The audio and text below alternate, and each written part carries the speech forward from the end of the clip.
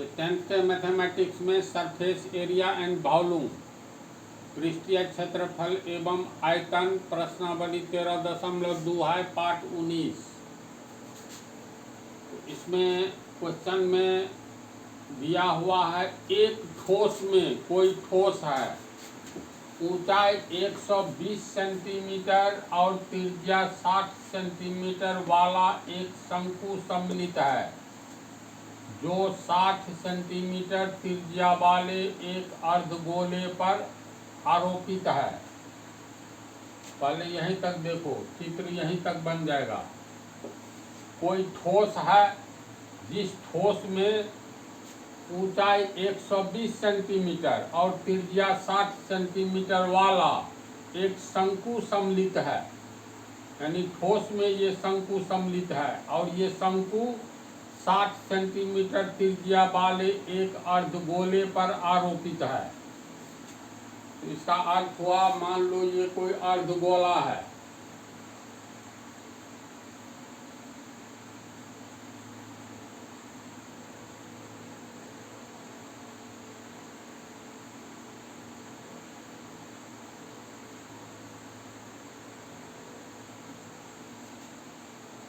ये A B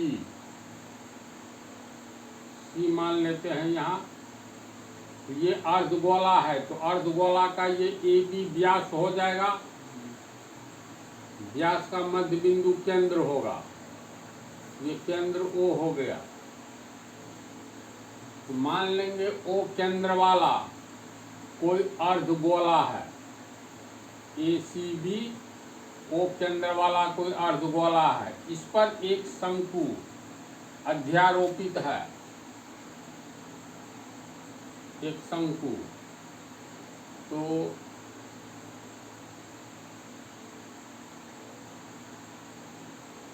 ये केंद्र जो होगा ना, इसके ठीक ऊपर में ये बिंदु देना, तब ए और बी को मिला दोगे तो ऐसे बनेगा शंकु, ताकि दोनों का वृत्तीय केंद्र एक ही जगह हो।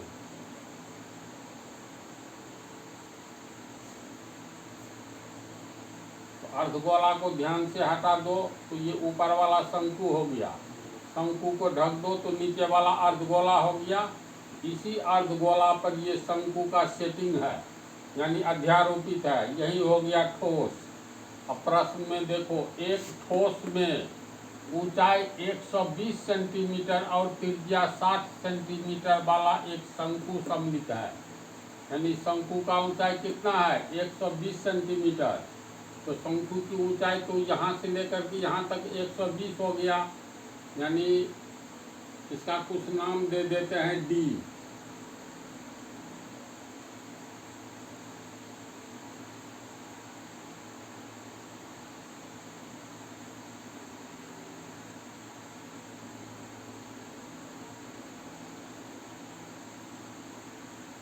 समझा?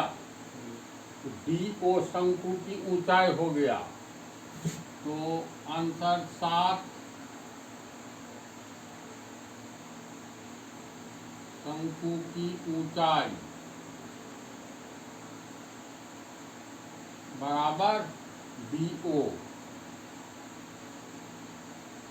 बराबर कितना, ऊंचाई 120 सेंटीमीटर, 120 सेंटीमीटर है ऊंचाई, यानी एच जो हुआ शंकु की ऊंचाई को कहेंगे तो ये हो गया 120 सेंटीमीटर।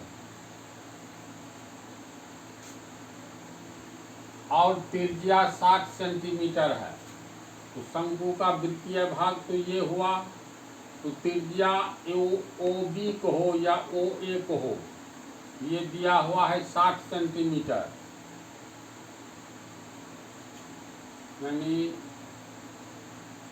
ओ बी बराबर ओ ए, त्रिज्या तो बराबर होता है, ये हो गया आर, ये दिया हुआ है 60 सेंटीमीटर। इसके बाद कहता है ये शंकु 60 सेंटीमीटर त्रिज्या वाले एक अर्धगोले पर आरोपित है, यानी अर्धगोला का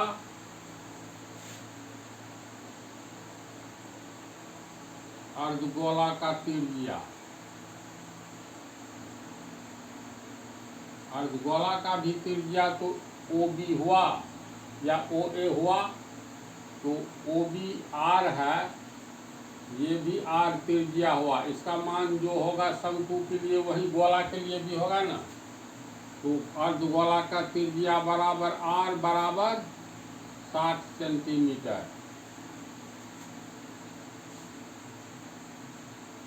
इस ठोस को पानी से भरे हुए एक लंब वृत्तीय बेलन में इस प्रकार सीधा डाला जाता है कि यह बेलन की तली को स्पर्श करे।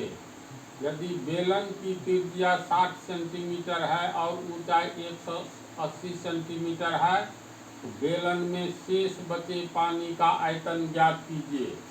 अब प्रश्न के अनुसार इस पूरे ठोस को एक बेलनाकार बर्तन में डालते हैं जिसमें पानी भरा हुआ है, और इस तरह डालते हैं ताकि ये इसका नीचे वाला अर्धगोला जो है ये बेलन के तली को स्पर्श करता है। तब कहता है बतलाइए इसको डाले जाने के बाद उस बेलन में कितना पानी बच जाएगा। ये ठोस को जहाँ भी किसी भरे हुए बर्तन में डालेंगे तो अपने आयतन के बराबर पानी हटाएगा। तो इसका अर्थ है पहले इस ठोस का आयतन निकालना है। तो दिए गए ठोस का आयतन, दिए गए ठोस का आयतन हो जाएगा, इसमें किसका किसका आयतन जुटेगा, तो अर्धगोला का आयतन, अर्धगोला का आयतन जोड़ शंकु का आयतन।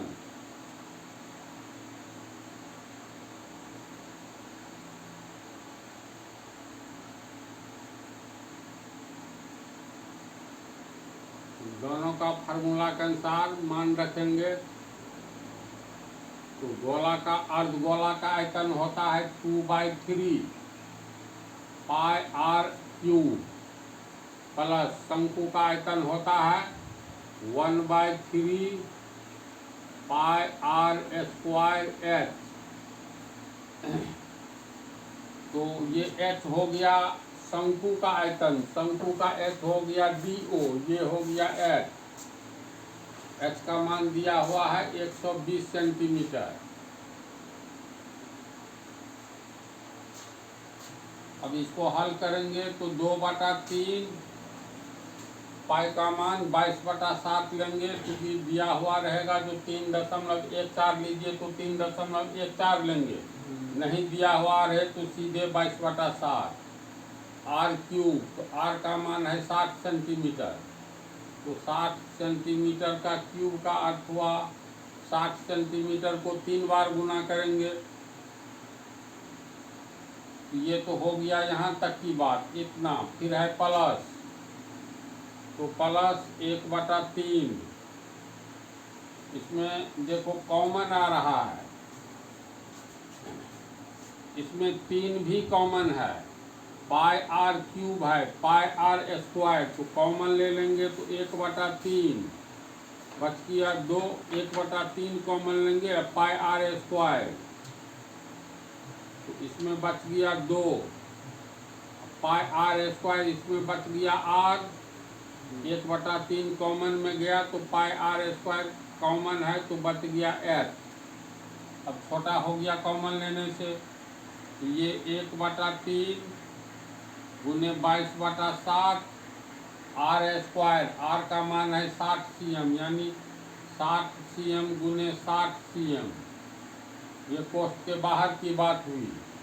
फिर 2 गुने R, R का मान हो गया 60 cm, प्लस H, H का मान 120 cm, इतना होगा। इसको हल करेंगे, ये 3 60 को काट रहा है, 20 या 60, इसके बाद ये हो गया 60 को 20 से गुना करेंगे 1200, 1200 को फिर 22 से गुना करेंगे, तो 1200 गुने 22 cm स्क्वायर, नीचे में 7 है तो बटा 7, cm स्क्वायर, फिर पोस्ट में हो गया 60 दूनी 120 cm जोड़ 120 cm। इसको हल करने पर 22 गुने 20, कैलकुलेशन देखो 7 6 दूनी 12, 12 से लिखे गुने 22, नीचे में 7 है। स्लिप ऑफ पेन नहीं होना चाहिए। cm को गुना किए cm स्क्वायर, 7 दूनी 120 जोड़ 120 cm। फिर इधर 22 को 12 से गुना करेंगे तो 22 दूनी 44 का 4 बच गया 4, 22 1 22 4 26, 264, इस पर होगा 2 जीरो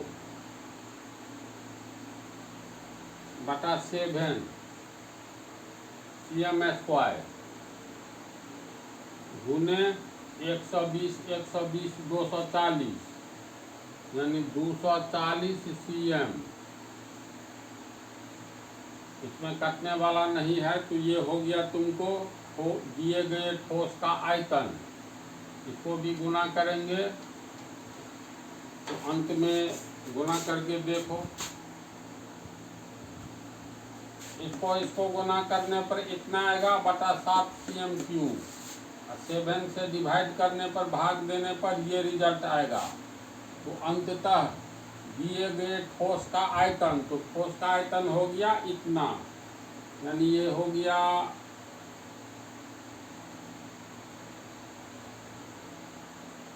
90 51 42 दशमलव 85 cm क्यूब। अब प्रश्न के अनुसार इस ठोस बर्तन, इस ठोस को कहता है, इस ठोस को पानी से भरे हुए एक लंब वृत्तीय बेलन में इस प्रकार सीधा डाल दिया जाता है कि यह बेलन की तली को स्पर्श करे। यानी एक बेलन है, जिस बेलन में पानी भरा हुआ है और इसको उठा करके रखा जाता है तो आकृति ऐसे बनेगी।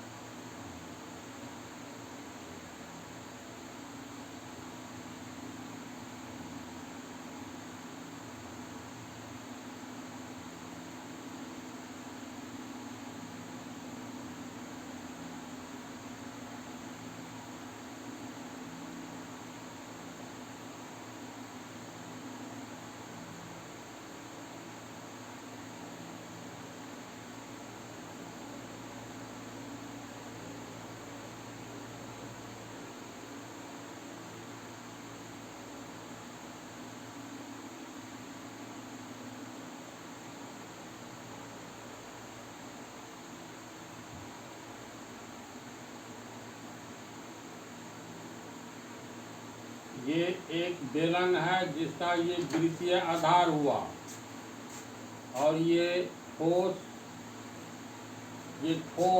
को बेलन में डाल दिया जाता है जिसमें पानी है।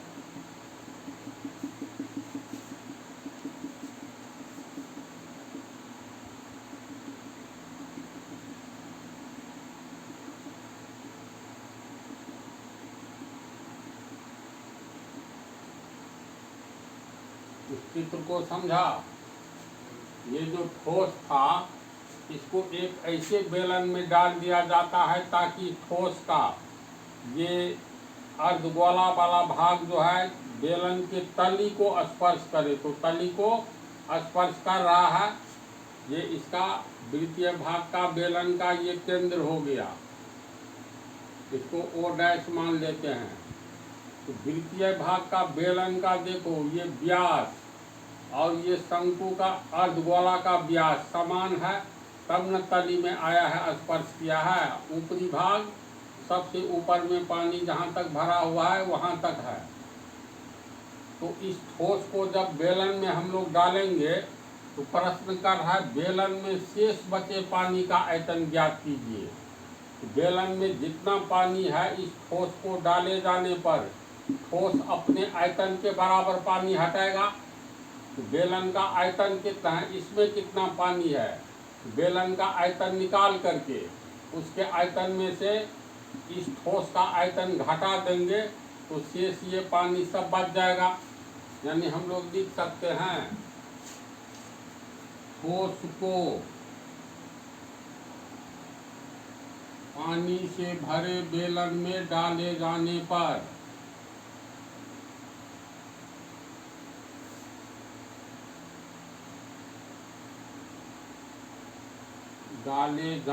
पर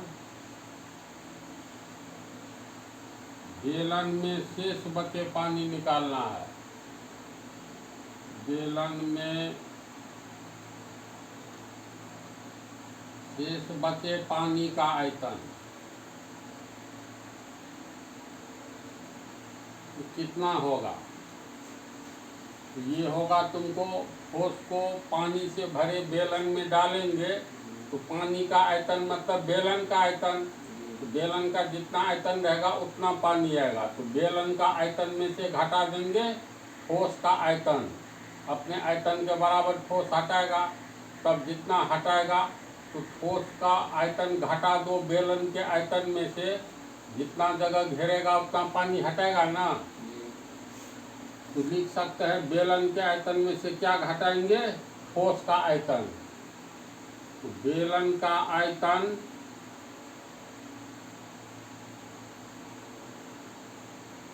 माइनस ठोस का आयतन,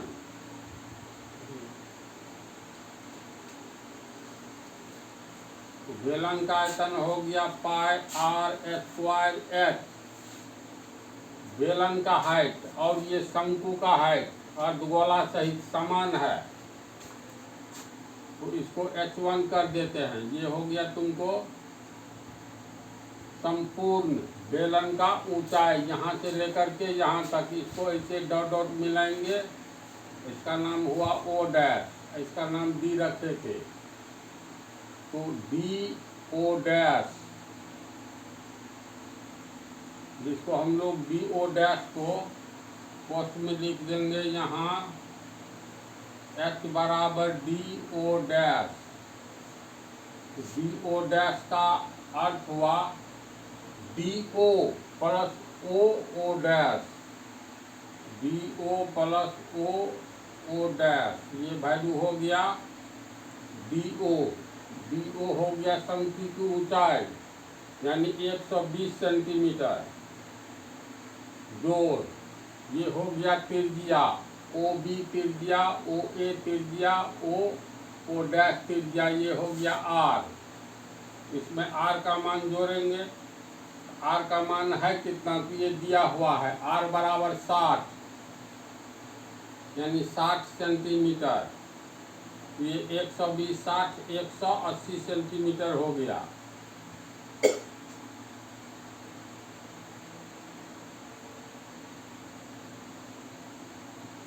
इसको h1 माने हैं, डी से लेकर के ओ डैश को, इसको माने हैं h, तो h1 यानी ये ऊंचाई निकल गया संपूर्ण बेलन का, ये हो गया 180 सेंटीमीटर। तो बेलन का आयतन का फॉर्मूला ये माइनस ठोस का आयतन निकल चुका है 90 51 42.85 सेंटीमीटर क्यूब।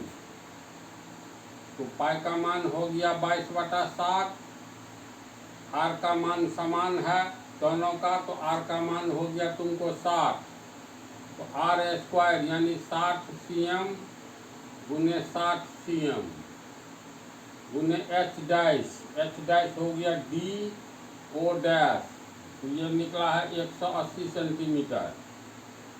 तो 180 सेंटीमीटर माइनस 90 51 42.85 cm क्यूब। अब इसको हल किए जाने पर गुना भाग पहले करते हैं।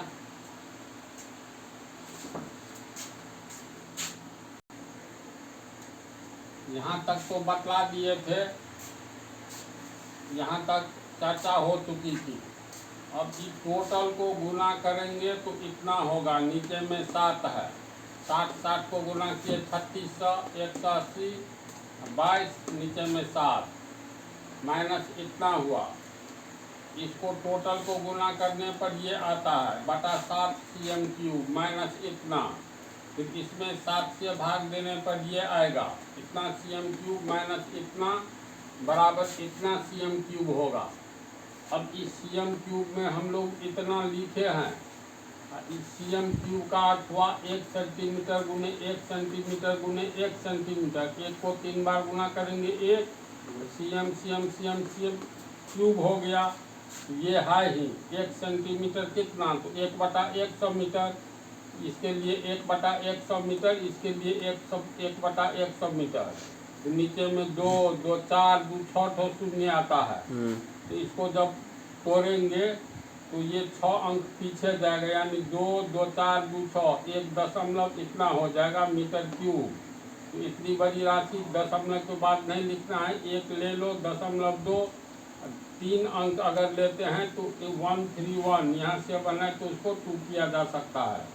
तो फाइनली आंसर 1.132 मीटर क्यूब। ये बेलन में शेष बचे पानी का आयतन तब होगा जब इस ठोस को बेलन में डाला जाएगा, अपने आयतन के बराबर पानी हटाएगा। बेलन के आयतन में जितना पानी था उस पानी में से इस ठोस के द्वारा हटाए गए पानी अर्थात ठोस का आयतन घटा देंगे, तो फाइनली इतना आंसर होगा। तो इसमें पाई अगर हम शुरू में कॉमन लेते ना तो ये इतना लंबा नहीं होता, ये अपने से भी कर सकते हो। तो इसको समझ गया ना, तो अगले पार्ट में अब